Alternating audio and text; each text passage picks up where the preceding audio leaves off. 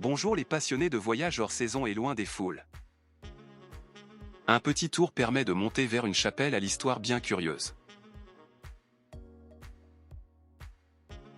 On part à l'est de Gréoux et au sud de la chapelle. Notre-Dame des Œufs est une chapelle assez grande. La descente dans la plaine cache une autre surprise.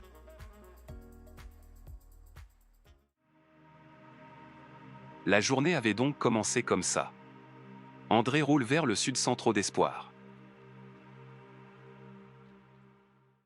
À la hauteur de Gréoux, le ciel est parfaitement clair et il ne semble même pas avoir plu.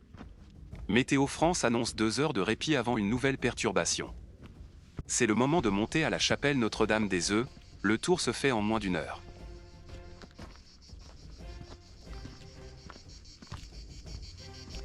Ce tour est décrit sur le site provenceguide.net. Un lien direct est donné en bas dans la description.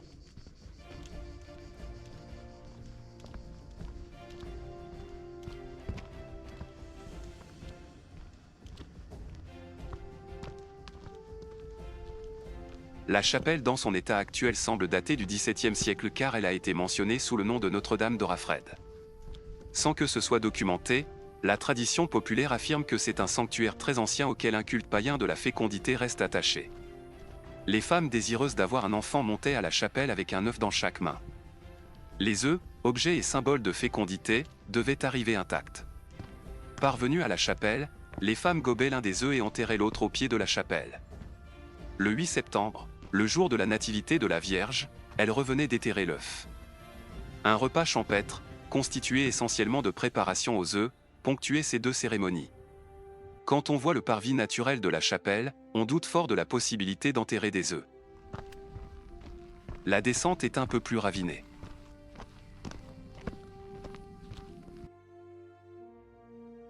On arrive dans une plaine assez confuse.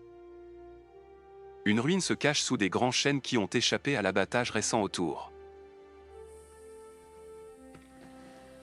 La petite maison est une cabane de chasseurs.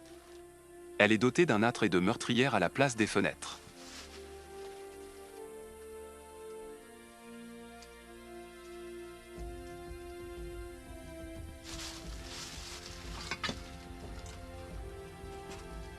Il ne pleut toujours pas, André va voir un ami à Néoul où il passe la nuit. La journée du 23 juin 2022 reste gravement couverte. Il n'y a rien d'autre à faire que de retourner à Carcès et de profiter de la maisonnette. André attend la fin de la perturbation et retourne dans le Verdon le 25 juin. Des liens se trouvent à la fin de la vidéo et dans la description. À bientôt sur Voyage hors saison.